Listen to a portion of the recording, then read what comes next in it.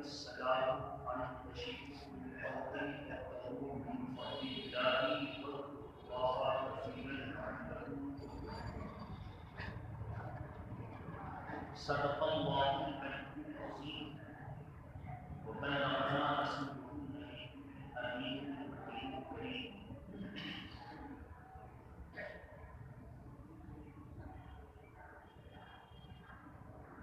یا رب دل مسلم کو زندہ تمنا دے،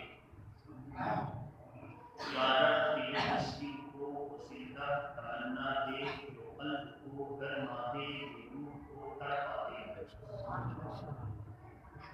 عزیزان ملت اسلامیہ، آج کی یہ محفل پاک جس کے توسط سے ہم اور آپ اپنے پالنہار حقیقی کے حضور اس کے فرض پر عمل کرنے کے لیے حاضر ہیں۔ قرآن مجید نے بھی اس کا ذکر کرتے ہوئے ارشاد فرمایا، پارہ نمبر 28 رکوع نمبر 12 سورہ جمعہ، اللہ کا ارشاد ہے، فَإِذَا قُضِيَتِ الصَّلَاةُ فَانتَشِرُوا فِي الْأَرْضِ وَابْتَغُوا مِنْ فَضْلِ اللَّهِ وَاذْكُرُوا اللَّهَ كَثِيرًا لَعَلَّكُمْ تُفْلِحُونَ۔ جب تم نماز جمعہ ادا کر چکو تو زمین پر پھیل جاؤ اور اللہ کا فضل تلاش کرو اور اللہ کا ذکر کثرت کے ساتھ کرو۔ اس آیت کریمہ میں ہم مسلمانوں کو عبادت کا بھی حکم ہے اور اسباب کی تلاشنے کا بھی حکم ہے، مسبب کو تلاشنے کا بھی حکم ہے اسباب کے ذریعے، اس لیے کہ اللہ کی جو رحمت نازل ہوتی ہے وہ قادر ہے کہ بغیر کسی سبب کے اپنی رحمت نازل کر دے، لیکن اس کی عادت کریمہ ہے کہ جب وہ اپنے بندے پر کرم کرتا ہے تو سبب کے ذریعے کرم کرتا ہے، یہ ایک دم اس کا اٹل قانون ہے۔ تو میں نے اسی لیے اس آیت کریمہ کی تلاوت کی ہے تاکہ آج کچھ لوگوں کے ذہن میں جو یہ بات ہے کہ ہندوستان کے مسلمانوں پر، دلتوں پر، پچھڑے ہوئے طبقوں پر الغرض کہ غیر مسلموں میں، ہندوؤں میں نہیں، غیر مسلموں میں جتنے طبقات ہیں ہم بچتے ہیں وہ استعمال کرنے سے۔ غیر مسلموں میں جتنے طبقات ہیں ان طبقوں میں بہت سے لوگوں کے قانون کو دیکھیں گے تو وہ اپنے آپ کو ہندو نہیں کہتے۔ یہ اور بات ہے کہ ووٹ بینک کے لیے ان ظالموں نے ان کو بھی اپنے میں کھینچ لیا ہے، لیکن وہ طبقے میں بٹے ہوئے ہیں اور ان کا نام ان کے قبیلے کا نام دلت ہے، اور دلت میں بھی جو میرے اسٹڈی ہے 128 طبقے ایسے ہیں جن کو دلت اور شودر کے نام پر ریزرویشن جاری کیا گیا ہے۔ اسی ریزرویشن کو ختم کرنے کے لیے یہ ساری صورتیں CAA جو آئی ہیں کہ سب کو NRC کے ذریعے چھانٹا جائے، NRC سے پہلے CAA لا کر ان تمام غیر مسلموں میں جو طبقات ہیں ان تمام طبقوں کو ختم کر کے ایک برہمن باز قرار دیا جائے، پھر ان کو CAA کے ذریعے سب کو ہندو قرار دیا جائے گا، سارے دلت پچھڑے طبقے سب ختم، اب اس کے بعد چھٹائی ہوگی تو صرف مسلمانوں کی بھی جو چھٹائی ہوگی تو آپ کو یاد ہوگا کہ آزادی کے بعد انہی ظالموں نے آزادی کی جنگ میں حصہ نہیں لیا اور شدھی کی تحریک چلائی، جس تحریک کا مقصد ہی تھا کہ مسلمانوں کو غیر مسلم بنا دو۔ یہ تحریک کامیاب نہیں ہو سکی چونکہ علماء بستی بستی قریہ قریہ جا کر کے مسلمانوں کی اچھائیوں کو بیان کرتے، اسلام کی حقانیت کو رکھتے، اور ضرورت پڑی تو علامہ امام احمد رضا خان علیہ رحمۃ و رضوان نے اپنے تاریخ یہی جمادی الاولیٰ کی 17 تاریخ کو گزر گئی، جو سوموار کا دن تھا۔ حجت الاسلام کو بھیجا اور وہ جا کر کے روہیل کھنڈ کی سرزمین پر تقریباً 500 مسلمان جو بیچارے دین سے نابلد اور دور تھے، وہ شدھی کی تحریک سے متاثر ہو کر اور اپنے آپ کو روزی روٹی اور نوکری سے جوڑنے کے لیے غیر مسلم بننے کے لیے تیار تھے، اور یہ بجرنگ دل والے RSS کی سبھا قائم کر کے ان سب کو غیر مسلم بنانے کا پلان بنا چکے تھے۔ اعلیٰ حضرت فاضل بریلوی نے حجت الاسلام کو بھیجا، انہوں نے جا کر کے پولیس کے ظلم و جور کو برداشت کر کے پہنچے اور ان کے سامنے اسلام کی ایسی حقانیت رکھی کہ جو مرتد ہو رہے تھے، اللہ نے ان سب کو پھر سے اسلام کے دامن پر استقامت کے ساتھ کھڑا کر دیا۔ تو وہ تحریک تب ہو گئی۔ اسی تحریک کو یہ CAA کے نام پر لایا گیا ہے، تاکہ جب مسلم کے نام پر ان کی چھٹائی ہو کے ڈیٹینشن سینٹر میں بھیجا جائے گا، تو ایسی صورت میں ان کو پھر سے اپنی زندگی کی جنگ لڑتے ہوئے ہندو بننا ہوگا، تب ان کو بھی شہریت دے دی جائے گی۔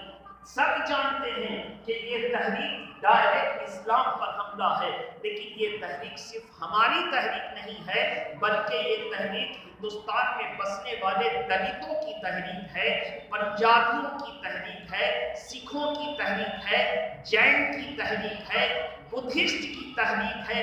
یہ تحریک سب کی ہے۔ اس لیے اس تحریک میں آج دہلی کا جائزہ لیں کہ سارے مذاہب کے لوگ جمع ہو کر کے ایک جمہوری حکومت پر براجمان جو ہے سامراجیت اور سالمیت کو توڑنے والے کے خلاف ایک آواز میں نعرہ بلند کر رہے ہیں۔ تمہیدی جملے میں نے آپ کے سامنے رکھ دیا، کیوں رکھا اس کی وجہ ہے۔ محبت کے ساتھ آنے والے جملوں کو قرآن اور حدیث کی روشنی میں سمجھنے کے لیے گزشتہ سے پیوستہ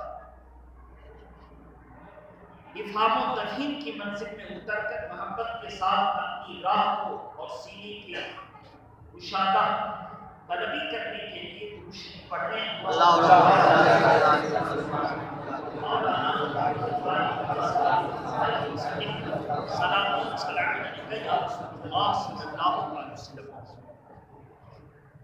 تمہید کے بعد سورہ انفال آیت کریمہ نمبر 45 اللہ تعالیٰ ارشاد فرماتا ہے، یا ایھا الذین آمنوا اذا لقیتم فئۃ فاثبتوا واذکروا اللہ کثیرا لعلکم تفلحون۔ اے ایمان والو، جب تمہاری مٹ بھیڑ، تمہارا مقابلہ کسی بڑے طاقتور ظلم کرنے والے طبقے سے ہو جائے تو تم پست ہمتی کے شکار نہ بنو، احساس کمتری میں مبتلا نہ ہو، بلکہ تم ہمت سے کام لو اور ڈٹ جاؤ۔ کیا ہو جاؤ؟ ڈٹ جاؤ۔ فَاثْبُتُوا، اور استقامت کے ساتھ حق کی آواز بلند کرتے ہوئے قائم رہو، پیٹھ مت دکھاؤ۔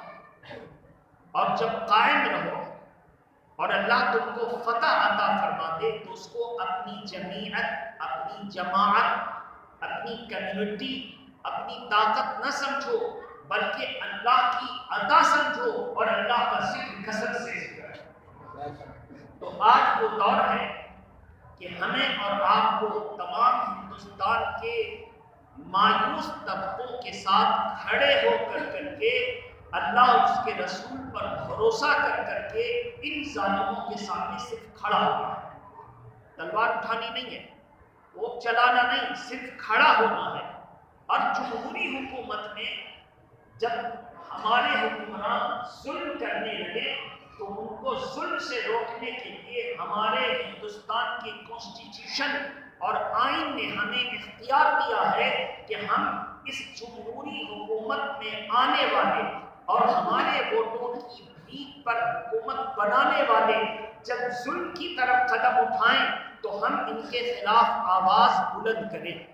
ان کے خلاف آواز بلند کریں۔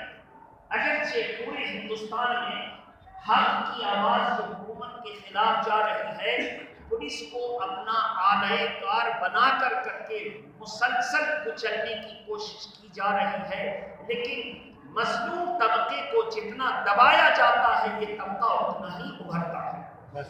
یاد رکھیں، مظلوم طبقے کو جتنا دبایا جاتا ہے، تو ایسی صورت میں مجلس علماء مغربی بنگال میں کل بروز سنیچر دن کے 11 بجے سے لے کر تقریباً 3 بجے سے 4 بجے تک دھرمتلہ میدان میں پرمیشن ملنی بہت مشکل تھی۔ اللہ کا فضل ہے کہ یہ پرمیشن ڈائریکٹ فوجیوں کے ہاتھ سے ملتی ہے، دھرمتلہ میدان کی پرمیشن تو مل گئی۔ اب مجلس علماء مغربی بنگال تمام طبقے اور مسلم اور غیر مسلم سب کو لے کر عظیم الشان سمویدھان بچاؤ کانفرنس کر رہے ہیں۔ کون سی کانفرنس؟ سمویدھان بچاؤ کانفرنس کر رہے ہیں۔ اس کانفرنس میں ہر علاقے کے لوگوں کو، چاہے وہ مسلم ہو یا غیر مسلم ہو، سب کو حاضر ہونا لازمی اور ضروری ہے، کیونکہ آج اگر ہم نے وقت نہ دیا تو کل ہم کو ہمارے گھروں میں وقت دینے کا کوئی اختیار نہیں ہوگا۔ ہم سے ہمارے گھر چھین لیے جائیں گے، ہم سے ہماری زمینیں چھین لی جائیں گی، بینک کے تمام پیسے اور زیورات گورنمنٹ کے ایک قلم ہو جائیں گے، اور یہ پچھڑا ہوا طبقہ ڈیٹینشن سینٹر کا حصہ بن جائے۔ اس لیے علماء نے اس ضرورت کو محسوس کرتے ہوئے اپنے اپنے علاقوں میں کارنر اعلانات تو کیے کہ فقیر اپنی آج اس جمعہ کی تقریر کو خالص اسی کے نام کرتے ہوئے قرآن مجید کی 3 جگہوں سے آیت کریمہ کو پیش کر کے اپنے حق کی آواز بلند کرنے کا جذبہ آپ کو دے رہا ہے۔ بہرحال تو کل آپ سب تیار رہیں۔ جن لوگوں کو اللہ نے دولت عطا فرمائی ہے وہ بسیں بک کروائیں، اور ہمارے نوجوانوں کو ان بسوں میں سوار کر کوئی نعرہ نہیں لگانا ہے، کوئی سلوگن نہیں لگانا ہے، اپنی حرکتوں اور اپنے حرکات و سکنات سے ایسا کوئی کام نہیں کرنا ہے کہ ظالموں کو ہمارے اوپر شکنجہ کسنے کا موقع ملے۔ ایسا کوئی کام نہیں کرنا ہے، اور جو بھی اس طرح کا کام کرے، جو ذمہ دار ہو وہ سخت اس کو نوٹس دے اور اس کا سدباب کرے۔ بہرحال تو اس میں بھیڑ دکھانی ہے، اور جو آپ نے اپنی آواز کو جمہوری طور طریقے سے بلند کیا، تو یہ مت کہیے کہ بہت سی آوازیں اٹھی اور دم توڑ گئی۔ اگر یہ آوازیں مسلسل 2 مہینے کو گھیر لیتی ہیں تو سپریم کورٹ کو چاہے نہ چاہے یہ فیصلہ دینا ہی ہوگا کہ حکومت اپنا فیصلہ واپس لے، یہ کالا قانون والا فیصلہ واپس لے۔ میرے محترم بزرگوں اور دوستوں، اور 22 تاریخ سے، اسی 22 جنوری سے سپریم کورٹ CAA وغیرہ پر سنوائی کی تیاری کر رہا، اور ہندوستان کی حکومت پر بیٹھنے والے ظالم لوگ بھی اپنی تیاری میں لگے ہیں۔ ایسی صورت میں عوام کی تحریک بہت کارآمد ثابت ہو سکتی ہے۔ عوامی تحریک، چونکہ آپ ہی کے ووٹوں کی بھیک پر ان کی حکومت بنی، اور آپ چاہیں تو اپنے ووٹوں کو واپس لے کر کے، اور آئندہ جب یہ ووٹ مانگنے کے لیے آئیں اور رائے آپ کی مانگنے کے لیے آئیں، تو آپ ان کی رائے ان کے حق میں نہ دے کر بتا دیں کہ جب ہم نے اپنی رائے کا مطلب ووٹ، جب ہم نے اپنی رائے آپ کی حمایت میں دی تھی تو ہماری ووٹوں اور ہمارے رائےوں کی بھیک پر آپ نے حکومت بنائی، خود ہم پر آپ ظالم بن بیٹھے۔ بہرحال میرے محترم بزرگوں دوستوں، تو قرآن کسی کو یہ بتا رہا ہے، وَإِذْ يَا أَيُّهَا الَّذِينَ آمَنُوا إِذَا لَقِيتُمْ، ایمان والو جب تمہارا مقابلہ کسی ظالم سے ہوگا تو تم گھبرانا نہیں، فَاسْبُتُوا، تم ڈٹے رہو اور ثابت قدم رہو۔ کل دھرمتلہ میدان میں ہم سبوں کو ڈٹ کر اور ثابت قدم رہ کر کے یہ بتانا ہے کہ ہم جو ہے ہندوستان کے آئین کو بچانے کے لیے کانفرنس کر رہے ہیں، اس لیے کہ اگر ہندوستان کا آئین نہ بچا تو یہاں کی قوم بھی نہ سکے گی اور ہمارا ہندوستان ٹکڑوں میں پھر بٹنے کے لیے تیار ہوگا۔ بہرحال لہٰذا ہم لوگوں کو سب کو جانا ہے اور جا کر کے اپنی جمہوری تعداد، سروں کی بھیڑ اور کثرت کو دکھانی ہے۔ آپ کو ہم جانکاری کے لیے بتا دیں کہ پاک سرکس میدان میں ہفتوں سے تمام مسلم اور غیر مسلم کی عورتوں نے دھرنا پر بیٹھ کر کے حکومت کو یہ سندیش دیا ہے، حکومت کو اپنی طرف سے ایک تحفہ دیا ہے کہ اگر تم نے ہمارے اس عمل کو قابل اعتنا نہ سمجھا اور اس کو قابل توجہ نہ سمجھا تو تمہاری حکومت کی چولیں ہل جائیں گی۔ لہٰذا ان عورتوں نے نہ ختم ہونے والا دھرنا پر بیٹھ کر کے تمام مردوں کو یہ پیغام دیا ہے کہ آپ اگر سامنے نہیں آتے تو ابھی ہندوستان کی ناری اور ہندوستان کی عزتدار خاتون اس کام پر آگے آئے گی اور حکومت کے کان اکھاڑ کے رکھیں گے۔ بہرحال اب اس میں لوگ کیا کر رہے ہیں، ساری تنظیمیں، مجلس علماء مغربی بنگال، دھرنے پر بیٹھنے والے جتنے لوگ ہیں، جا کر کے ان کو کمبل دینا، کھانے پینے کی چیزوں کا استعمال ان کے لیے کرنا، ان کو ان کی ضروریات کو پوری کرنا، یہ سارے انتظامات، اور آس پاس میں جتنی مسجدیں ہیں ان مسجدوں میں نمازیوں کے لیے جگہ بہترین سے تیار کرنا، ان کے غسل کے لیے، ان کے پیشاب اور پخانہ کے لیے سارے انتظامات، ان کے خود و نوش کا، جس مسلمان جس غیر مسلم سے جو بن پڑ رہا ہے وہ سب اپنے اعتبار سے کر رہے ہیں۔ ایسی صورت میں ہماری ذمہ داری بنتی ہے کہ کل 18 جنوری کو ہم اپنے بستروں سے صبح سویرے اٹھ جائیں، نماز فجر ادا کریں اور پھر 9 بجے گاڑیوں پر سوار ہو کر دھرم کرنا پہنچیں۔ کتنے بجے سوار ہوں گے گاڑی؟ 9 بجے۔ جن کے پاس بس ہے وہ بس چلا دیں، ٹرک والا ٹرک چلا دے، جن کے پاس نہیں ہے وہ کرایہ پر لے لے اور کثیر تعداد میں لے کر اپنا بینر اور انگس کی کوئی پہچان لگا لے، اور اس میں کوئی نعرہ نہیں لگائے، کوئی کسی تحریک کا یہ نہیں کرے، بس انگس کی پہچان لے کر بینر لگا کر کے چلا جائے اور یہ بتا دے کہ جب جب قوم کو آواز آئی ہے تو جس طرح آزادی وطن کے نعرے لگے تھے تو ہم سب نے مل کر کے ساتھ دیا تھا، آج یہ کالا قانون سے آزادی کے نعرے لگائے ہیں تو ہم بھی کالا قانون کے خلاف حاضر ہو گئے ہیں۔ آج اگر ہم حاضر ہو کر نہ دکھایا تو ہو سکتا ہے کہ ہم کو گھر میں حاضر رہنے نہ دیا جائے۔ اللہ کو برے دن سے ہم تمام ہندوستان کے شہریوں کی حفاظت فرمائے۔ میرے محترم دوستو، ضرورت اس بات کی ہے کہ ہم کل اپنے بستروں کو جلد چھوڑ دیں، نماز فجر ادا کریں اور پھر اللہ کے راستے پر چل نکلیں اور جا کر کے ہم حکومت کو بتا دیں کہ ہم وطن کی بات آئے گی تو سب ایک ہے۔ یہ ہوئی ایک آیت کریمہ۔ آپ سوچتے ہوں گے کہ دعا وغیرہ سے کام چلا دیا جاتا ہے، اتنی بھیڑ کو لے جانے کی کیا ضرورت ہے؟ تو یاد رہے، اب توجہ سے سنیں، میں نے شروعات میں کہا تھا کہ اللہ کا کرم اسباب سے مربوط ہے۔ جب تک سبب نہیں ہوگا اللہ کا کرم آئے، وہ یہ سبب نہیں ہوگا۔ اللہ تبارک و تعالیٰ نے دنیا میں سبب کو پیدا کر دیا، اور اسی کو تو ایمان کہتے ہیں۔ کافر جتنے ہیں وہ سبب ہی کو اپنا معبود سمجھ بیٹھے۔ کیا سمجھ بیٹھے؟ سبب کو۔ سورج نے روشنی دی، یہ سورج کیا ہے؟ حرارت پہنچانے کا سبب ہے، اور یہ حرارت پہنچانے کا سبب ہے نا۔ اگر سورج نہ ہو، اللہ اپنی قدرت سے جس کو چاہے زندہ رکھے۔ سورج نہ ہو تو سورج حرارت پہنچانے کا سبب ہے، تو اس سبب ہی کو ان لوگوں نے معبود سمجھا، یہی عبادت والا عنایت ہے، اسی کو کیا کریں۔ ہم مسلمان سبب کی طرف نہیں توجہ دیتے، مسبب کی طرف توجہ دیتے کہ اس سورج کے اندر حرارت اور ٹیمپریچر جس نے عطا فرمائی، یہ سورج خدا نہیں ہے، جس نے اس کو طاقت عطا فرمائی وہ خدا ہے۔ اور اسی وجہ سے ابھی آپ نے دیکھا ہوگا سورج گرہن اور چاند گرہن دونوں، سورج گرہن اور یعنی خسوف، سورج گرہن اور خسوف، چاند گرہن، دونوں آپ نے دیکھا ہوگا یہ اللہ کی قدرت کا مشاہدہ ہے کہ اللہ تبارک و تعالیٰ نے اپنی حکمت کو ظاہر فرما دیا.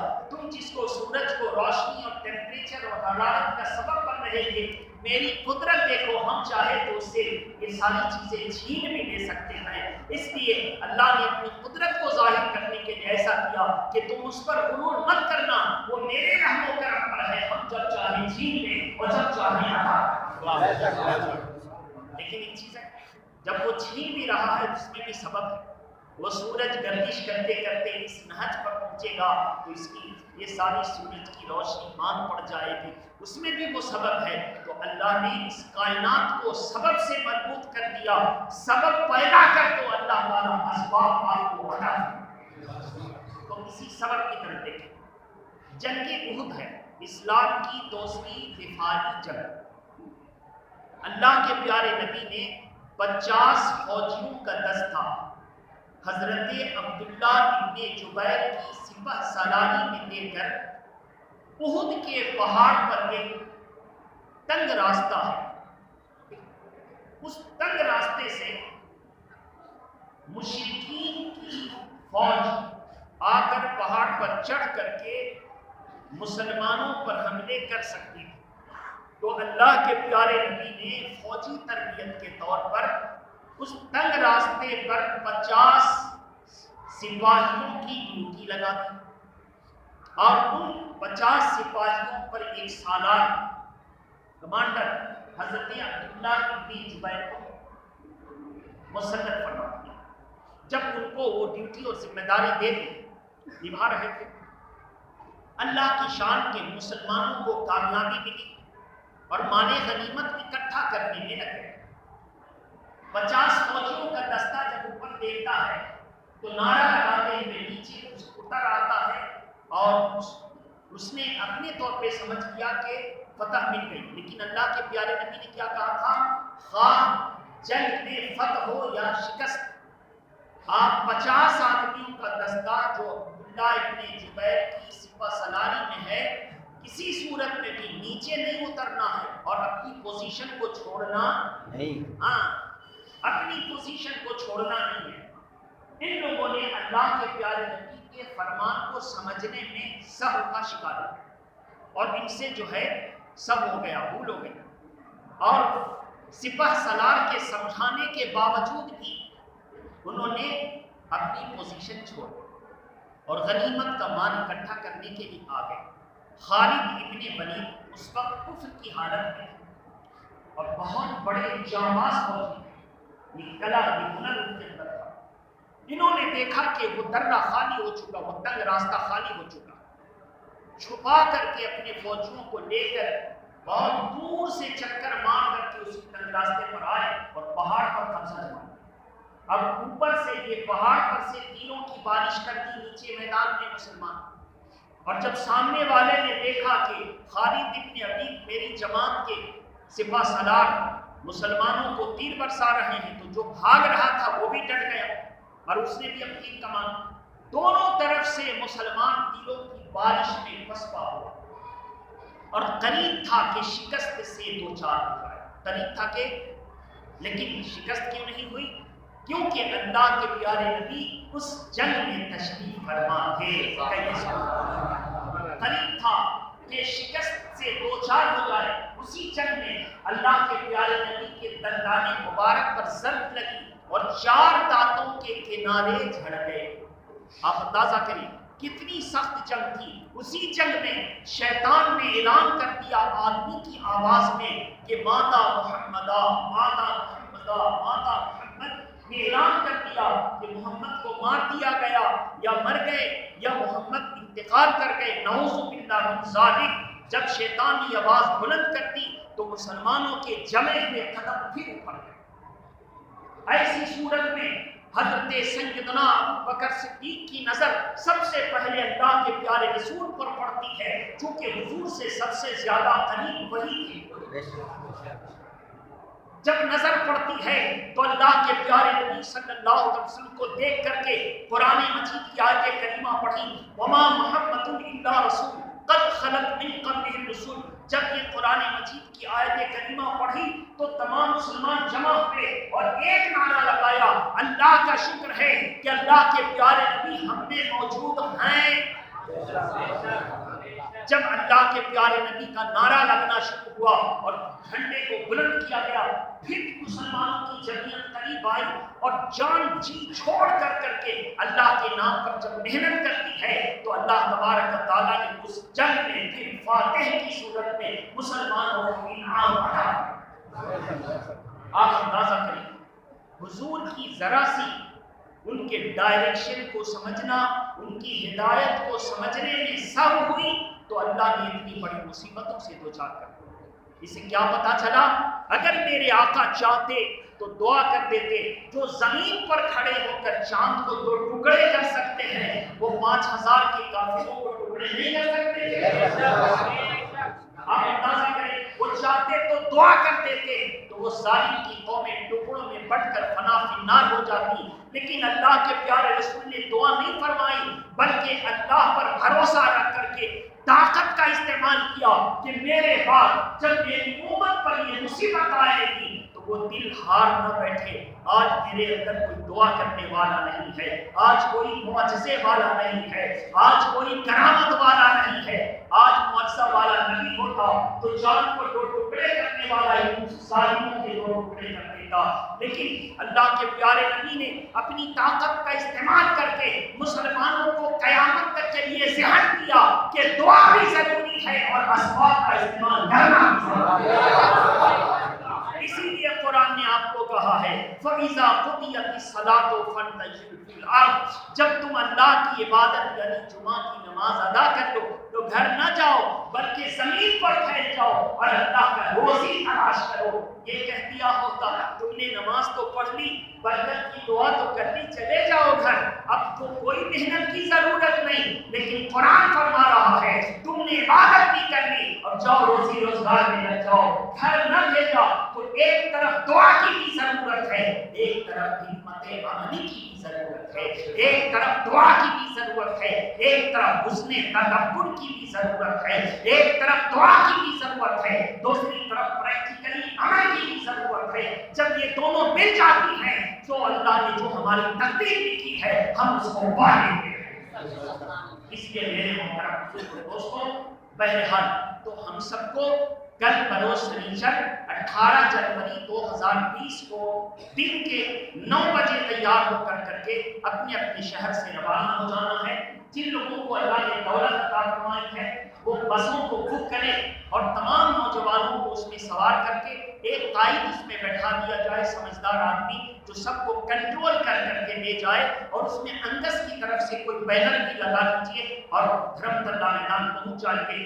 ہم لوگ اگر آج بیدار نہ ہوئے تو پھر بیدار ہونے کا موقع نظاری نہ دے سکے گا، اس لیے بیدار ہونا ہے اور پاک سرکس میں جا کر ان بیٹھنے والوں، دھرنا پر بیٹھنے والوں کی ہمت افزائی بھی کرنی ہے کہ سردیوں کڑاکے کی سردی میں رات گزار کر سب گرم بستر پر ہیں۔ تم نے جو دھرنا دیا ہے اپنے لیے نہیں، پورے ہندوستان کے پچھڑے ہوئے مظلوم قوموں کے لیے دھرنا دیا ہے۔ ہم تم کو جو ہو سکتا ہے، کوئی گھر سے کھیر پکا کے لا رہا ہے، کوئی گھر سے روٹی پکا کر کے لا رہا ہے، کوئی گھر سے کچھ بیچ رہا، جس سے جو بنتا ہے وہ لے جاتا ہے اور کمیٹی میں جا کے جمع کرتا ہے اور کمیٹی سمجھ بوجھ کر کے پھر اس کو تقسیم کرتی ہے۔ ایسا نہیں کہ جو آیا زہر بھر ملا کے کھلا دے اور چلا گیا، کمیٹی میں لے جا کے جمع کرتا، پھر کمیٹی اس کو تقسیم کرتی ہے تاکہ کسی قسم کی کوئی غلطی نہ ہو جائے جو پھر دینے کے دینے پڑ جائے۔ اللہ تبارک و تعالی ہم سب کو بڑی حسن